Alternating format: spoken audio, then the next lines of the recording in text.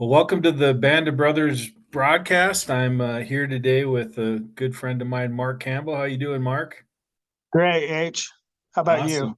I'm good. I'm good, man. It's good to see you.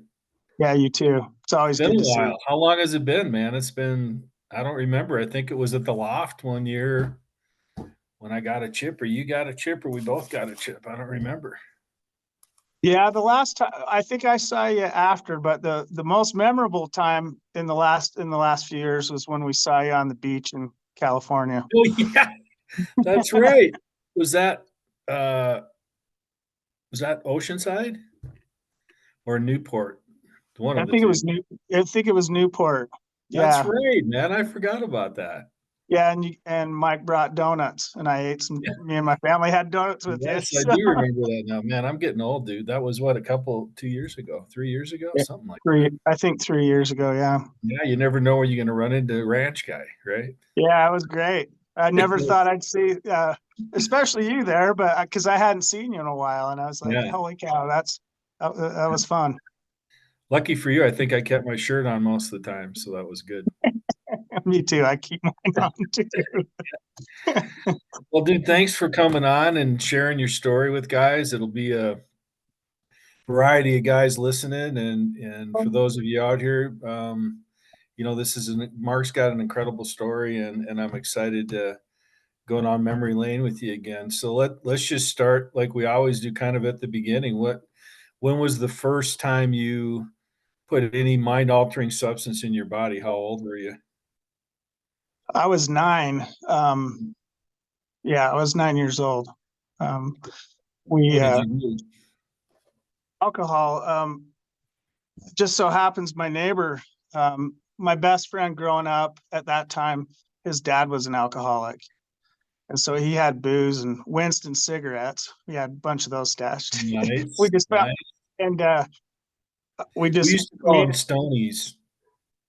Yeah, they were horrible. They were Yeah, awful. they We were. smoked them. Yeah, But we, found some of his Lord Calvert used to have it in the old glass gallons. yeah.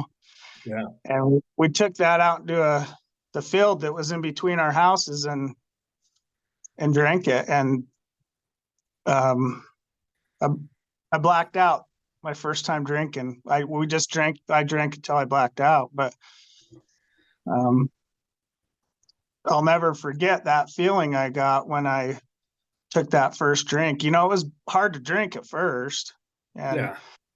but it was like I took this huge breath in, just like, oh, I was the first time I remember feeling alive and like good. It just changed everything for me. Yeah. Um, yeah, so that's the But you first time when blacked out the first time, huh? yeah, blacked out, woke up on my back in an alfalfa field. So, but uh, I just kept drinking, because like I said, didn't taste great, but I learned to love it. You know, Mhm. the burn was the worst, but yeah, I blacked out and continued to do that through a lot of years. So Did you black out or pass out? I don't know. I just remember waking up. Okay. We just kept drinking, and I woke up and was like, I better get home before my dad gets home, get my breath Yeah. take. Yeah. So, Yeah. So but how did that progress? So you're 9, did you keep doing that, or did you go, "Whoa, man, that was good, but I know I shouldn't be doing that," and no, what happened? I continued because I'm not proud of it now, but I had a free supply, right? Like there were bottles hidden all over, and he was a plumber, and he had a big shop out behind his house, and every box that seemed like had a bottle and some mixers, and I didn't know how to drink, so we drink the mixers and think we were going to get drunk too. But I just continued to drink. I mean, that was just the beginning. But when I got into junior high, I was 12. This is the first time I smoked weed. Um, and whatever else I could get my hands on. But alcohol was always pretty readily available, and I loved it. So Yeah. I just Where'd you grow up again? in Pleasant Grove. Pleasant Grove, Utah, okay. Yeah, Awesome. just a little bit south. Are you still in Cedar Hills? No, I moved to Woodland Hills now about 10, 11 years ago. But yeah. That Yeah, I shows was you in how. Cedar Hills for a long time. Yeah, I was close to where you were at. So, Yeah. yeah. So, yeah, I just grew up in Pleasant Grove. Junior high and high school were all like that. I mean, I was kind of, I think, not in my head, voted the most likely not to succeed or die before, of a some 'cause during junior high and high school, I'd just overdo it with that, whatever it was. It didn't matter what substance it was, right? Like I would do it till it was gone. There was nothing left, and So you ended up in felt the that hospital. allergy early on, huh? Where you started, you couldn't stop. Yeah, I mean, I wouldn't have thought of it as an allergy then. Yeah. It was just what I did. I even thought at that time I was out of control in junior high, but I thought I was partying. Like it was just a good time, Right. and everybody be like, Campbell, you passed out flat face first on the concrete and pissed your pants. And everybody be laughing and be like, oh yeah, that's funny. Do it again Yeah. the next weekend, like, so, but yeah, Yeah. all through my, teenage years, it was pretty much like that every day. I mean, I'm sure I didn't hit every day, but every day that I could all day, we, me and a friend of mine perfected this, we had 5 minutes in between class and we'd go out, we'd get in his car and drive just up the street and back and smoke a joint in between classes, and Hmm. that's just, I couldn't function, um, without it, I couldn't function without it. Interesting. So So how does it you pretty much use through high school? Did you play sports or anything or I wanted to, but I could never make grades because I missed too many classes. I, lo- gotcha. I loved, um, I played, I'd always start playing. And then they usually let me when I was a sophomore, I played soccer, basketball and baseball. Baseball is what I loved. Hmm. But I could never play on a school team because I couldn't get grades for it. Gotcha. So, So what'd you do after high school? well, I got married. Oh Um, wow. Like right out of high school? yeah, well, so I was, um, when I dropped out of high school a little early, like my last semester or term. Um, we got caught at a keg during school hours, and they suspended everybody till their parents would check them in back into school. And I just told the principal, he just signed me out. Like I'm done. He's like, you should think about that. And I said, no, I'm done. And so I actually went out of state to work. I went to Oklahoma to work. Okay. Um, and that wasn't much better. I was working for a heating and cooling company on LDS churches, but I had a lot of free time and guys that would buy me booze and whatever they had, and it didn't get much better. So you're Um, like 17, 18 at the time? I was 17 when I got out there. I turned 18 out there in Gotcha. Oklahoma, Okay. and came back here, working for the same company, and got sent to Logan. And we worked in another church, but it was in the middle of winter, and we were in a camp trailer. Oh wow. And I just decided, man, this sucks. I don't want to do this. It's Wait, now hot in the sun. you're in Logan, Utah in the middle of winter in a camp trailer? Yeah, and it was miserable. Oh my Uh, gosh. Yeah. so we finished that job, and I just quit. I said, I don't think I want to do this the rest of my life. So I had some sense, not much, but I had a little bit. Yeah. And I started working, uh, doing siding, and I met this girl and fell in love with her. And right after I turned 19, about 3 months after I turned 19, we got married, Okay. which I wasn't capable of. But I actually, at the time, I was doing a lot of coke and tried to get someone. I was on one of my dates with her, and she was always uneasy. I took her to a party. You know, most of the people were drinking, and just, you know, how it's just a big party, and she felt really uncomfortable. She actually walked from Pleasant Grove to Orem. She just said, "I'm leaving," and left, you know. And I realized that if I was going to continue to use, I'd lose her. Yeah. And so I quit. And you know, at the time I didn't really miss it because I had, you know, I was in love with her, and I had all this hope for what was to come, right? Right. And so I did. I quit for she says it was 2 years, but I think it was closer to 3. I don't know. It doesn't matter either way. But you know, we had 2 kids by this time, and we got in an argument, and the first time we'd gotten in any kind of an argument, and she went camping with her family, and in my brain, my alcoholic brain said, we're getting divorced, because there was something foreign. So she went camping with her family, and I went to the store and bought some 40s and drank them in the shower, which is weird, but I drank them in the shower. and and Not a good place to pass out, by the way. yeah.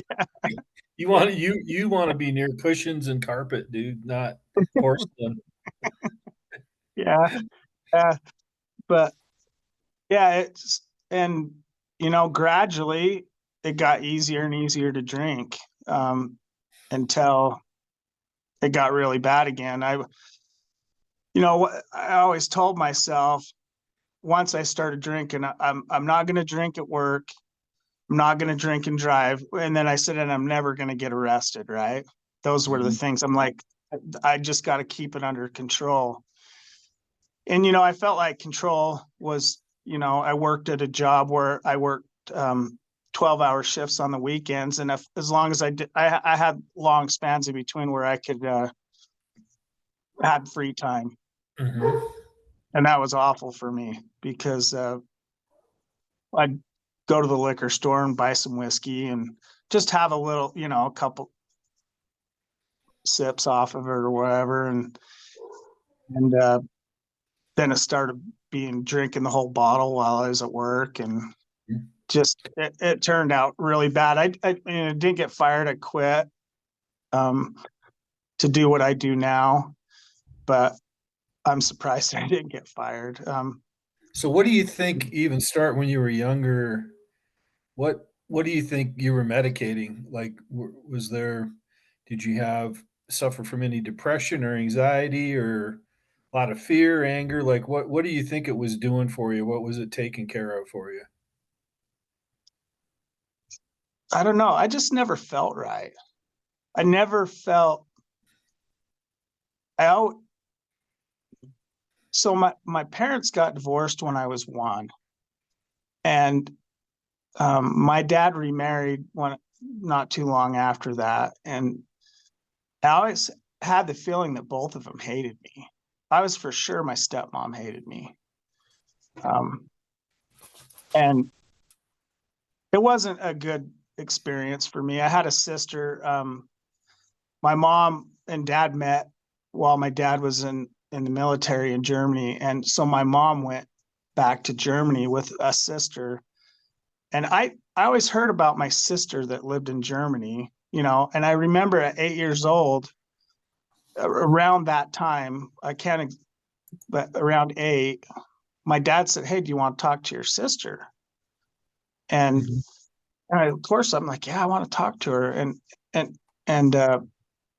so I had a sister, they were both older than me, but I had a sister that stayed in the U.S. with me, and so we talked to her, and we were so excited. And then my dad said, "Do you want to talk to your mom now?"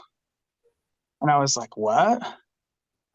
You know, my mom?" And maybe they talked about her, or I don't know. But what I remember is feeling this shock that my mom wasn't there. And now I realized why I thought that lady hated me, right? And maybe she did, maybe she didn't. But in my head, that was the story. And they weren't nice, physically, emotionally. It was an awful experience to live in that house. But that was my memories of that. And what I was medicating, I don't know. It's probably a host of things, but I just never felt like everybody else. Yeah, and I look back and I always needed like affection, right? I long for somebody to just tell me that they love me, and as an adult, I felt the same way, but as a kid, I didn't feel like everybody else. And I always needed some approval, love, whatever you want to call it. But yeah, I don't know. So your wife goes on a camping trip and you go on a bit of a bender. What happens after that? I just progressively, you know how they say when you stop, you pick up. I didn't pick up immediately where I left off, but it was pretty quick, within the next probably year. I was probably worse, barreling down the road, doing 100 miles an hour, and it was all alcohol. Well, maybe some pills, some legal stuff. At the time I hurt my back. I was framing at the time. I hurt my back and I got some pain pills, but pain pills never last me. They last a day. They give you a bottle of pills. They'd last me a day. I'd take them all, but so I mostly just drank and it got worse and worse. And, while I was working at that job, I left. It was muddy up in the foothills and I had a little Suzuki Samurai, and I was pretty good at hiding it from my wife until that day, because I was supposed to be at work and I'm like, oh, I'm just going to drink a little, go up in the mountains. Well, I got stuck in a rut that was bigger than the Samurai, and I had to, it was on a Sunday. And so I could not get it out. There's no way. My two front tires, my hood was touching the front of the rut. So I slid down the hill basically. So I walked into this LDS church on Sunday while they're in sacrament meeting, and I'm covered in mud. I'm soaking wet, covered in mud. And I went to the phone that's outside the chapel to call somebody to come and help get me out. And, if I was sitting in church, I'd probably go, what is going on here? This guy, I'd been crying obviously because I was really drunk. Yeah. And I had no choice but to tell her, because, I called her dad, who had a winch on his 4-wheel drive, and he pulled me out. He's like, what the hell were you doing up here? And I'm like, I'm sure he knew, but so then she knew, and it was easy for me at the time to kind of just gloss over, oh yeah, just going through some hard stuff, and she knew we were young and struggling to keep our heads above water. And there was a bunch of other things that happened. And I got a lot of stress, right? That's what's going on. Right. And so how does that progress from there? Well, I started doing finish work, which is, just I started working for other people. And, about 5 or 6 years, there were periods that I drank a lot, smoked a little weed, when somebody at work had it or whatever. And, but I'd have periods of sobriety and thought I was doing okay. I started my own business and was doing it for a few years, being relatively sober. And then I don't know what happened in that time, but I started drinking at work again, and it just got worse. I was building a house, and I just remember I never got any sleep. I probably worked till 3 or 4 in the morning, and then get up after a couple hours of sleep and go to work for my job. And I drank too much. I was building a house next door to where we live, and my wife came out and found me in the truck, passed out. I was like, oh no! I remember her helping get me in the house, and that from that moment, it was like I had just uh, took a dose of alcoholism, like the steroid version, right? Mm-hmm. And it just progressively got worse and worse, and Now, what was the job again? What did you switch over to again? I'm a finished carpenter, That's right. um, That's right. Okay. yeah, a woodworker basically, and and I think the pinnacle, like what ended me up in the ranch, was I got a DUI on Mother's Day. It was bad. I ran from the cops. Um, you know, if you've heard my story, like it was on Fox News. Is the guys that worked for me at the time had the newspaper clippings. It's pretty embarrassing. It said I pissed and shit my pants. When the cops got to me, they, and I like it was pretty embarrassing. But I spent just over a week in jail, and it was pretty tense at home, like it usually got to get tense, and then I would make it a little while where I could be sober like this. I probably made it a couple weeks. I got out of jail. Things are not good. And eventually, you know, it was probably good. I couldn't drive for a year and a half. I just have my guys take me to the liquor store or bring me some or whatever. But, I'd have drug tests and that stuff for about a year. And then, So how um, old are you? How old are you at this point? I think I'm 36-ish. I Okay. think when I got into the ranch, I was 36, 37, somewhere in that. But it got really bad after that. Like I maintained it for a little bit, and then I ended up coming to the ranch.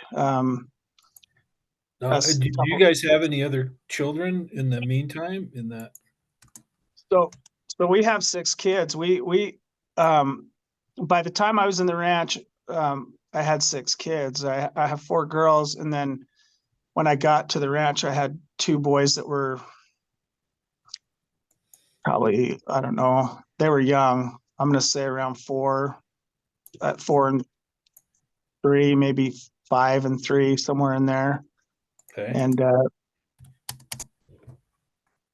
yeah, so, but what got me to the ranch is just, I tried several times to kill myself. It didn't work, thank goodness. But I was just a miserable human being. I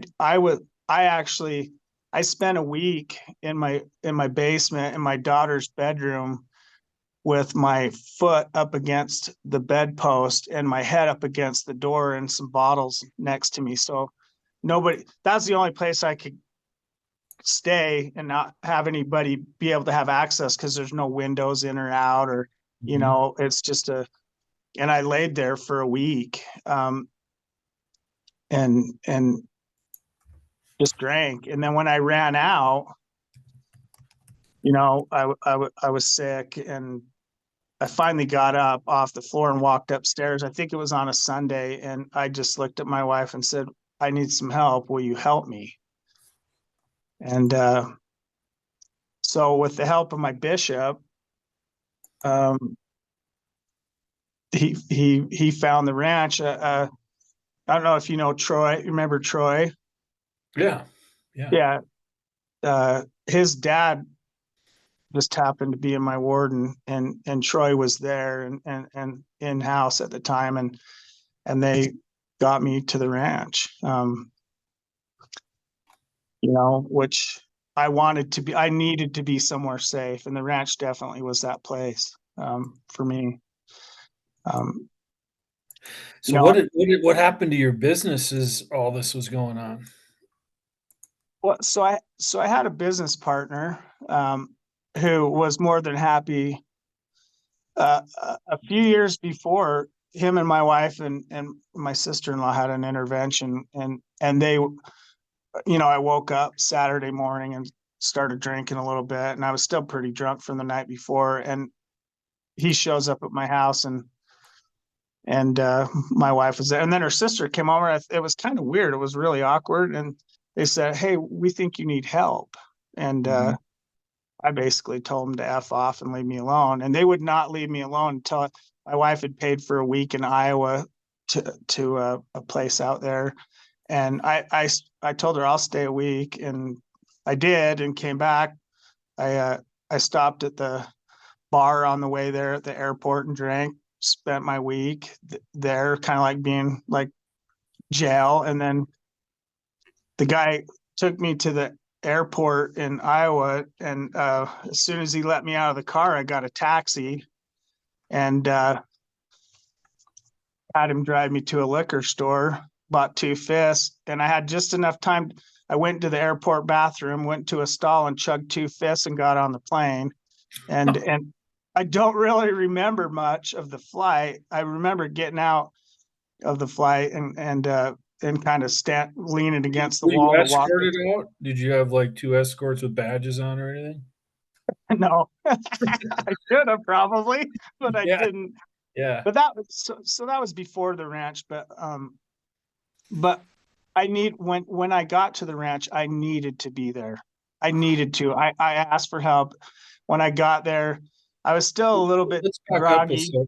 Let's back up. What do you think were what got you to that point where you said, you're sitting down in a basement room with your foot up against the door, drinking, and then you asked for help. What do you think happened? I don't know. I was tired of it. I was tired of it, but I just didn't know what to do. Yeah. You know, I that was what kept me going. I mean, at work, I remember just feeling like that's what was driving me, drinking, and I couldn't go forward if I didn't do it.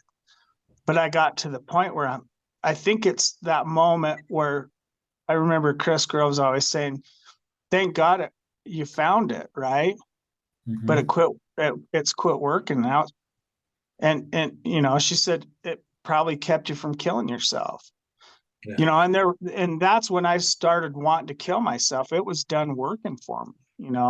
I didn't want to live. I didn't want to die, but I didn't want to live anymore. And I couldn't not drink. Yeah. Yeah. And Yeah. I told people before, you know, it, it, it stopped working for me. And then I drank 2 more years after yeah, that and used 2 more years. And those are moments I think, yeah, where it's like, well, maybe if I didn't get a relief from drinking, maybe something worse could have happened. But I'm not proposing that anybody drink to get rid of suicidal ideation. I would, but I think it's ironic how that happens sometimes. So, yeah, so you hop into the ranch, and what was your experience like with the men you were in treatment with? I loved it. I loved it.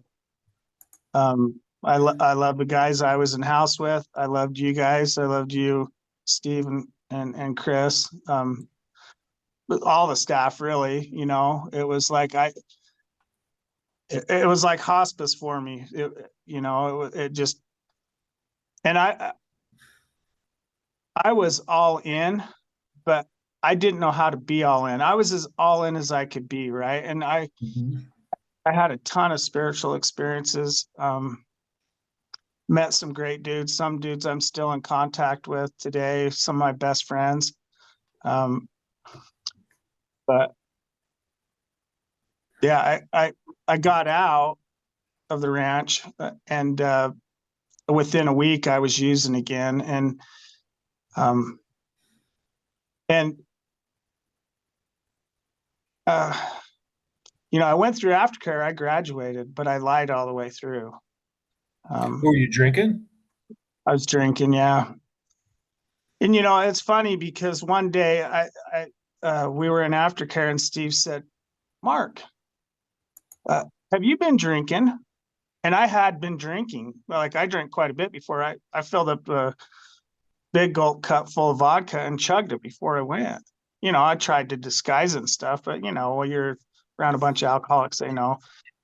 And he says, have you been drinking? And I thought, oh shit, this is where it happens. This is where I get kicked out. And I just said, no, why? And he said, because you have some drug tests that are coming back diluted. And then all the guys are going, yeah, he works construction, he drinks a lot of water and stuff. And I was like, what is going on? And that was where it ended, right? Mm-hmm. And I graduated. I felt empty through the whole time. Because I'm lying to people, I'm lying to my friends, I'm lying to you guys there. And So let's back up again. You had a really good experience with the men in the ranch, and sounds like you had some spiritual moments. What got you? Do you remember your thought process before you took the first drink? no, it was that I didn't think about anything. It was just back to that. You know how you didn't have to think about drinking Mm-hmm. before you quit? I was there and I just, Were you planning it while you were in treatment, or did it happen? Did it feel like it was kind of spontaneous or impulsive, or? I think so. Here's the deal. There's a system. Well, I don't know. At the ranch, they told me a bunch of things. Basically, take all suggestions, right? And one was, and I remember Chris Groves saying, be willing to change everything. And I remember saying, screw that. I got a lot of good stuff in my life. I'm not going to change. Like they said to go to sober living. And I'm like, I just built a house, right? Like a nice Mhm, house. And I'm like, why would I want to pay for sober living? I got a place to stay. My family's there. Um, and so there were a lot of things I wasn't willing to do, not even mhm, willing. Now I know that willingness just means being open to it. Doesn't mean I have to do anything. It just means that when my mind's made up, I can only go one direction, right? Like, mhm, and that's the direction when I started saying no to things that they were telling me that, as suggestions. mhm, Um, I was basically saying, no, I'm going to go the other way, which my other way was back to drugs and alcohol. Right. mhm, And, and yeah, I ended up going to sober living, but it was after, I don't know how long, but it was probably close to a year of being miserable again. mhm, And I ended up in sober living um, because I came back to the ranch and said, I need some help. And Chris said, hey, let's get you into sober living. And that worked for a few months until I started using again and got worse and worse and tried to kill myself again, um, yeah, but I was willing to do what I thought made sense. mhm, And I, I've learned now that most of what happens in my life now doesn't make a lot of sense, but I'm okay with that. And I wasn't before. I was like, this is stupid. The mhm, things it seemed so simple when I was in the ranch to what was being explained to me to help keep me sober. It was like, get a sponsor, do your mhm. dailies, pray, um, just the stuff that go to meetings. I hated Right. going to meetings. Just read the big book. Why would I want to do that? I really didn't want to get a sponsor, right? Mhm. I wasn't going to sober living, and so if I'm not willing to do those things, how do I expect anything to be different? I'm the same person trying to do, you know, the same things and expecting it to be different. And to Yeah, be my honest brother with you, used to always say that treatment residential is discovery, and recovery happens when you get out of residential and you go into aftercare and you go back and work, and like real life starts hitting you again. Yeah. And really, H, when that real life hit me, that's the instantaneous. I was done. Mm-hmm. For me, it was quick. I was done because I was back in it and I wasn't ready to be 100. I was 100% back in it, running a Mm-hmm. business. I have 6 kids at home who are great for me and love me to death and want the best for me. But that can't fill that hole that I have. Right. Right. And, and that's where I was at that time. And so I spent the next 3 years at a pace that I thought it was bad before, but it magnified by 100 times. And, and yeah, I tried everything. Chris set me up with a counselor, that, after one time, uh, I think it was around the time I went into sober living, and I still see her now. She's Mm-hmm. super good for me. She knows me well enough to, um, and I can talk about it later, but the therapy I have now has helped me a ton. Like, helped me see things or feel things mostly that Yeah. I've just kind of pushed down, and it's weird. Well, I'll let you ask questions because I'll just go off on a tangent, No, but no. But what's happening with your family over this 3 years? You're using pretty heavy. um, I think they were numb. My wife I think she was done with me, done with the garbage that the hell I was putting everybody through.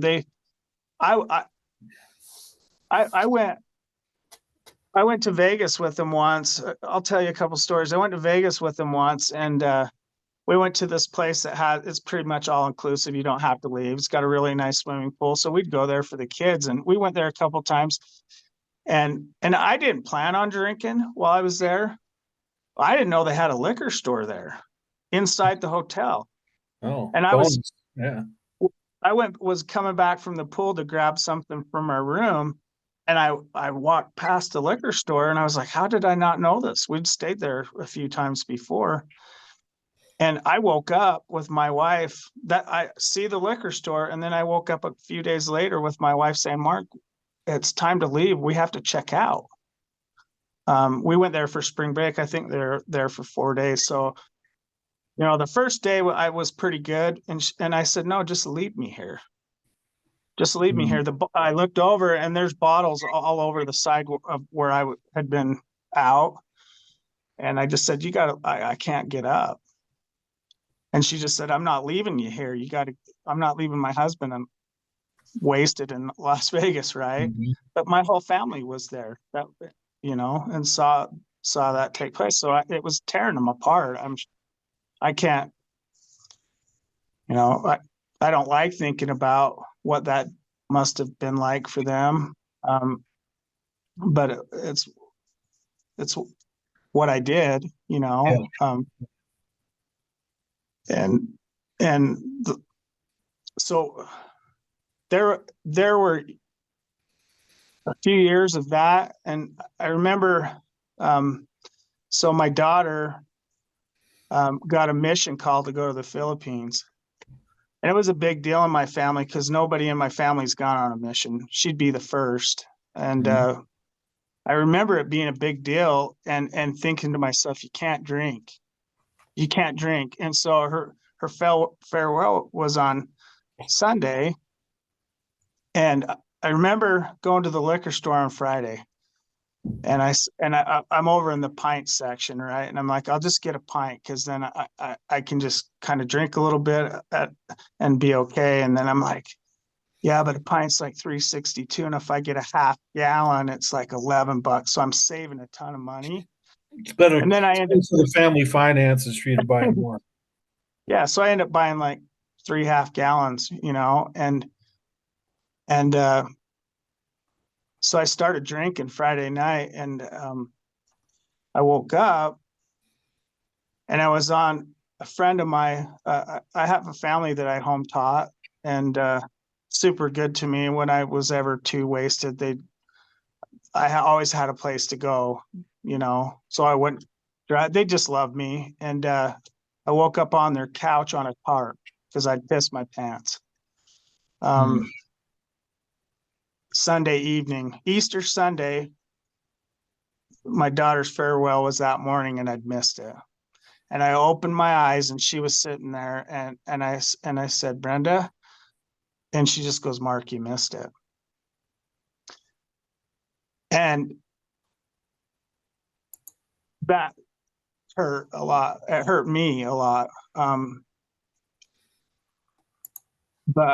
I wasn't welcome back home. I remember she took me to my house, or my wife dropped off a pillowcase with stuff in it at her house and said, he's not welcome home.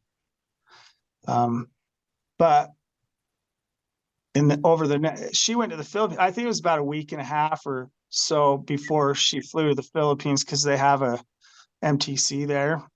Mm-hmm. And I got to go when she got set apart. And, you know, it's probably was all in my head, but it's like everybody's sitting around the table and, you know, the stake president and the other members of the stake presidency were sitting apart, and I was off in the corner, you know, and I just felt like crap, you know. And I will never forget her face when she looked at me then, and her face when we went to the airport to see her off. She couldn't even look at me. And this daughter, from the time she could walk, was my best friend. Yeah. She'd wanted to be around her dad. If I had a little job that I could take her on, I bought her a tool belt, and I'd give her a coping saw, a little hand saw, and would get a bucket and she'd just sit out there and cut boards because she wanted to be close to me. And that destroyed me.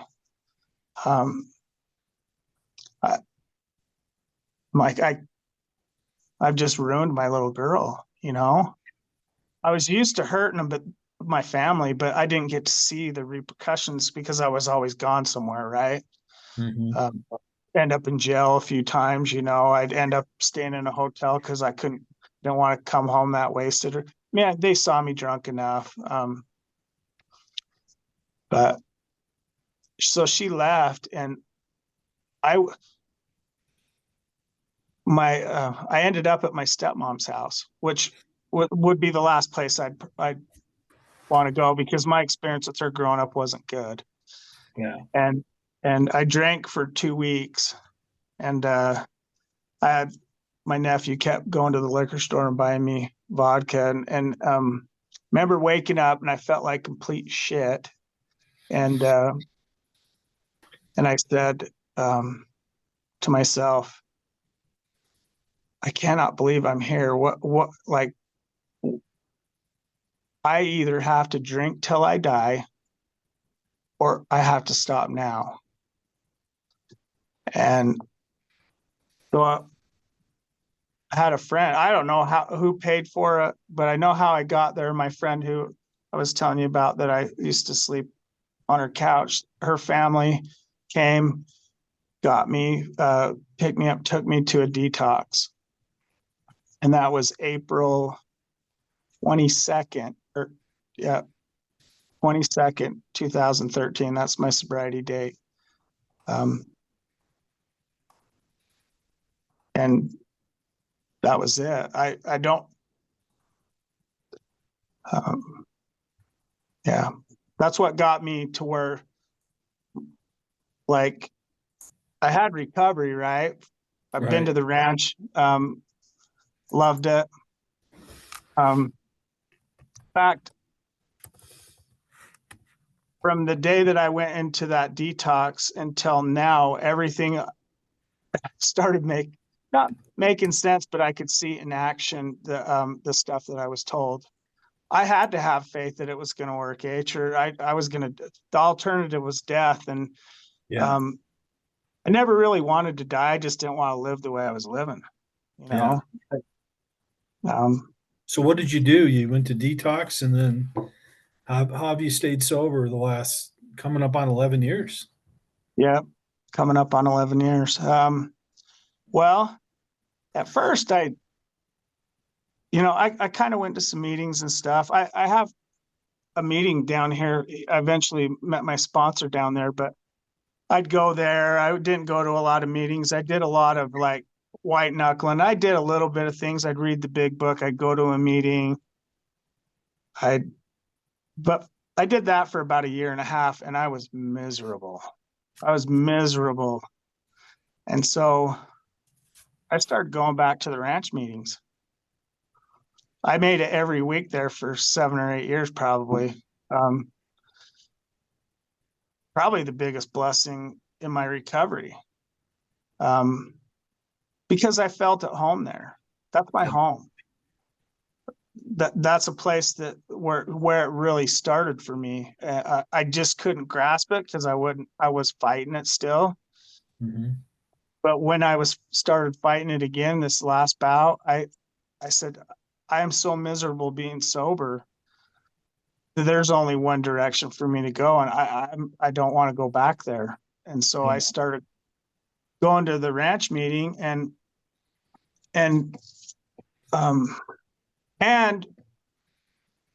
probably about 2.5 years in, I finally got a sponsor. Right, I fought that with everything. I remember Man, you're lucky to be alive, dude. Yeah, I do not. I don't want anybody to try the route I've gone, because I could go on for hours and tell you about how shitty it was and what I didn't do. But what I did do was I'd get miserable, and then I'd go, okay, I got to do something. So I'd go to meetings. It's not enough. I got to do something. What? And in meetings, it was weird. For about 2 months, it was like sponsor. I kept hearing it everywhere I went, and I'm like, I should quit going to meetings. Yeah. But I said in the meeting, I said, I don't want a fucking sponsor in the meeting, and everybody laughed. And then after the meeting, this older lady came up and said, you're exactly where you need to be. And I was just like, what is she talking about? And so a few weeks later, I got the nerve up to ask a guy to sponsor me. Mm-hmm. And it was a God thing. That's the person I needed to sponsor me. I was so afraid. He's a dude. He's an old punk rock dude from California. We don't have a lot in common, but he's in the same industry. I liked what he said. And when I was talking to him, he was never like, you got to do this, you got to do that, or anything. Like, we'd meet, and he said, I'm going to take you through the steps like my sponsor took me. And so we started doing it, and I thought it was going to be punitive, right? Yeah. Like, it'd be scary and punitive, and every step was not that. I remember doing my 5th step with him, and I had some things on there, and he'd go, that sounds like a regret to me. And it was like I would make it into this big deal, and he'd go, that sounds like a regret. Like, do you really think you need to, make amends for that? That's just, Mm-hmm. and I kind of went, oh, like, yeah, he's like, let's focus on these things, the things that I wasn't focusing on, because they were the things that I needed to do. But I needed somebody outside of me to like prioritize for me what was best for me, and not me prioritize it, because I screw everything up when I do that. Yeah. And this whole time, like, so I'm on step 4, and I'm still going to the ranch meetings, and a guy comes up to me and asks me to sponsor him. And I was just telling my daughter this before, and I was like, oh, great. I'd had guys ask me before, but nobody was really serious. They never even called me back, right? Mm-hmm. And he was serious. And he was still, I don't know if he was just getting ready to leave house. I think he was getting ready to leave the house. And I said to him, well, why don't you ask Chris Groves what she thinks about it? And in my head, I'm thinking she's going to tell him, no way, that guy's a mess, Mm-hmm. And so he calls me and says, hey, I set up a meeting with you and me and Chris Groves. Can you make it up here before the meeting on Wednesday? And I'm like, you did what? I was all like, I don't want to. You're supposed to just ask him. Anyways, we met with her, and and she's like, I've never done this before. And in my head, I'm like, I felt so stupid. But when we left, it was spiritual. And she said, what step are you on? And I said, step 4. And she goes, as long as you're ahead of him in the steps, I think it's great if you sponsor him.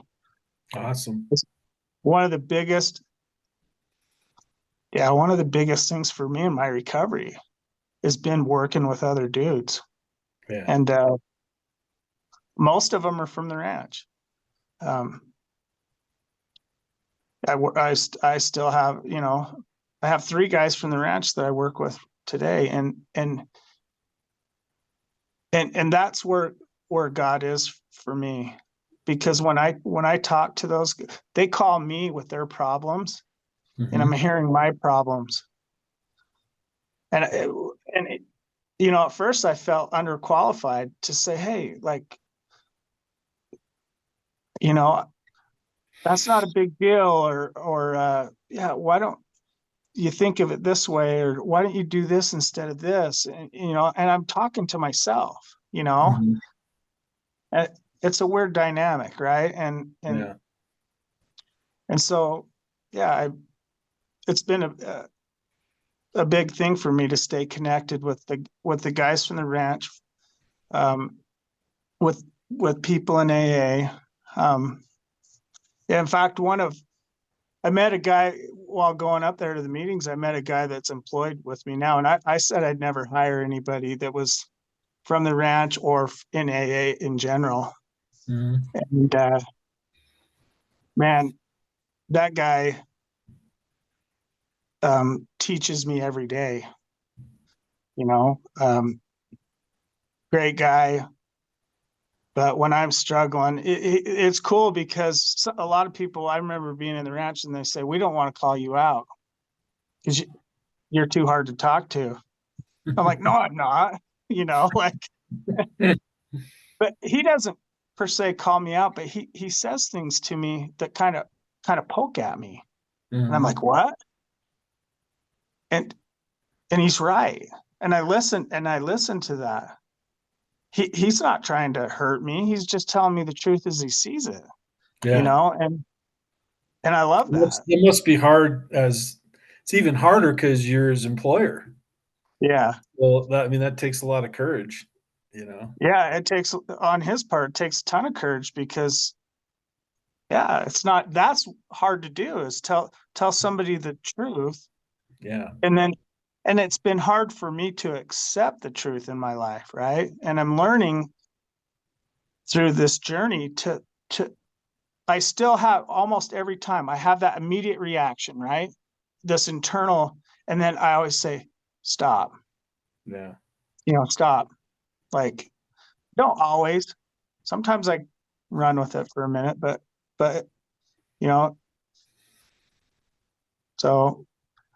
so tell me what it's like now. Tell me about what it's like with that missionary daughter, what it's like with your family. How's your family been restored in recovery? well, if I do what I've been doing, which does, I feel it and see it, so I can't say I don't know. A lot of what's happening is behind the scenes. It's me. It's Dad showing up sober, being there, but my life is so beautiful. I have the best relationships, the best that I've had to this point in my life with my family. And so the alcoholic in me always wants it to be better. I start focusing on how it could be, and then I'm like, dude, I have 9 grandkids. Wow. I have 1 on the way. I have my 2 boys still live at home, and they're my friends. We do stuff together. I love being around them. I love being around all my kids. I don't know how good of a dad I am, but I love being there, and I can feel that they love being around me. Right. I don't scare them anymore. Yeah. They don't. they know what to expect from me. Yeah. It's a dad who's there and he's present and can talk to him, and it's great. I wouldn't So your trade it for daughter on anything. addiction, she must be what? She's like in her early 30s, huh? Early 30s, yeah. Yeah. My daughter just got her call on Sunday. That's awesome. Yeah. Yeah. Yeah. So Yeah. it's we all have different journeys. Luckily, well, maybe not luckily, I don't know. My kids have never seen me drunk or high. But they sure see me be an asshole. And you know, they've sure seen me not in a very high level of recovery. And so whether we're drinking or not, if we're not staying deep in recovery and doing those things daily, like it manifests itself in ways that aren't very good at times. So what do you do on a daily basis to stay sober? What are some of the two, three, four, five things you do every day? Well, my first sponsor from the ranch, Sherm, Yeah, um, yeah. he was my first sponsor. He told me the most I just important talked to thing. Sherm. Did you Yeah, today? he's going. No, 2 weeks ago he's going to go be a LCSW. He's going back to He's going to get a master's in social work. Oh, good for him. I love that guy. Yeah, He's awesome. yeah. But he told me his most important thing was to work with another alcoholic every day. And I found that to be true with me. And like I said, it's easy for me. I have a guy at work that we talk about recovery all day long some days, like it's so I hit meetings. I try to hit a meeting a week. I don't always get a meeting a week. Sometimes I get two or three, but I still go to meetings. Uh, I pray, you know, but What what yeah, role does what role does God play in your recovery? it's everything. It's everything. So I struggled with step 3 in the ranch, out of the ranch. I wouldn't say I struggle with it today, but I tell people I don't know what God is, but I know there is something greater than me because I see it in everything. I see it in everything in my life. And I'm okay not knowing if God's a being or a force or a power. It doesn't matter to me what it is. I grew up in the church and I never felt accepted. So that was always my struggle. How can I believe in a God? And and and I finally gave myself the permission to say I don't have to believe in anything other than I know there is something. And like I said, I've had so many spiritual experiences that there's God in everything. Hmm. Everything around us, God's in that.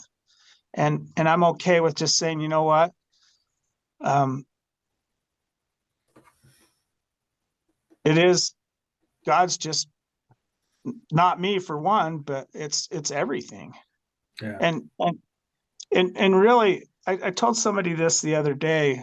Um, so I do talk to a lot of alcoholics, and I told a normie, right?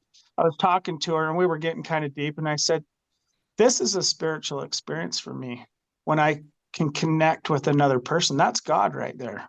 That to me is where God is that Hmm. connection I have to I I love that part in the promises where it says we won't basically be afraid of people, places, and things, right? Hmm. We won't be afraid. And I was afraid of those things. That's where God is for me, people, places, and things. Hmm. And it's taken a long time for me to realize that and be comfortable saying, yeah, that's God.